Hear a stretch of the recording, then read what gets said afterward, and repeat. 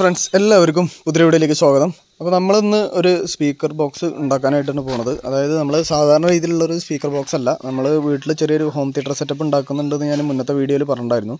അപ്പോൾ അതിന് വേണ്ടിയിട്ട് നമ്മുടെ ഒരു വാളിൽ വെക്കാൻ വേണ്ടിയിട്ട് ഒരു വാൾ മൗണ്ടഡ് ആയിട്ടുള്ള ഒരു സ്പീക്കർ ബോക്സാണ് നമ്മളിന്ന് ഉണ്ടാക്കാനായിട്ട് പോയിരുന്നത്. അപ്പോൾ നമ്മൾ അതിനുള്ള പ്ലൈവുഡും കാര്യങ്ങളൊക്കെ നമ്മൾ മേടിച്ചിട്ടുണ്ട്. കാരണം നമ്മളിൽ റൗണ്ട് കട്ട് ചെയ്യാനൊന്നും ഇല്ലാത്ത റൗണ്ട് നമ്മൾ ഓൾറെഡി കടയിൽ നിന്ന് തന്നെ 2 പീസ് മുറിച്ചിട്ട് റൗണ്ട് കട്ട് ചെയ്തിട്ട് സെറ്റ് ചെയ്ത് വെച്ചിട്ടുണ്ട്. പിന്നെ അതേപോലെ അത്യാവശ്യം വലിപ്പമുള്ള ഒരു പ്ലൈവുഡ് നമ്മൾ മേടിച്ചിട്ടുണ്ട്. പിന്നെ ഇത് കട്ട് ചെയ്തിട്ട് സെറ്റ് ചെയ്തിട്ടാണ് നമ്മളിന്ന് ഉണ്ടാക്കാനായിട്ട് പോകുന്നത്. അപ്പോൾ നമുക്ക് നേരെ വീഡിയോയിലേക്ക് പോകാമല്ലോ.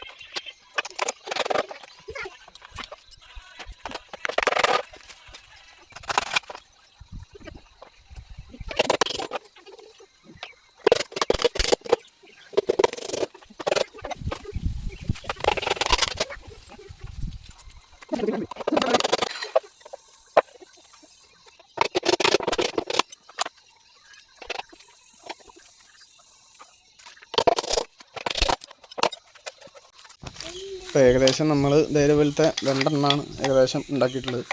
അത്യാവശ്യം വല്ലാണ്ട് സൈസ് വലുതുമില്ല, അത്യാവശ്യം ചെറുതുമില്ല, അതേ രീതിയിലാണ് നമ്മൾ ഉണ്ടാക്കിയിട്ടുള്ളത്. ഇതിൻ്റെ മുകളിൽ നമ്മൾ ക്ലോത്തും കാര്യങ്ങളൊക്കെ അടിക്കലാണ് നമ്മുടെ അടുത്ത പണി.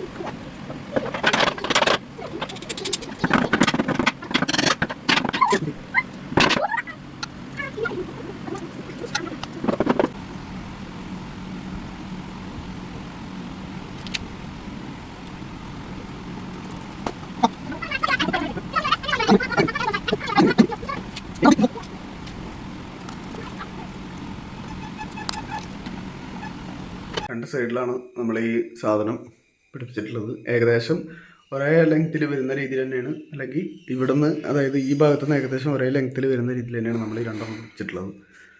അത്യാവശ്യം ഭംഗിയുണ്ടെന്നാണ് ഞാൻ വിചാരിക്കുന്നു. അപ്പോൾ ഏകദേശം നമ്മളത് ഫുള്ളായിട്ട് ഉണ്ടാക്കിയിട്ട് കഴിഞ്ഞിട്ടുണ്ട്. അപ്പോൾ ഞാൻ നേരത്തെ കാണിച്ചപ്പോൾ എല്ലാവരും കണ്ടിട്ടുണ്ടാവും വിചാരിക്കണം.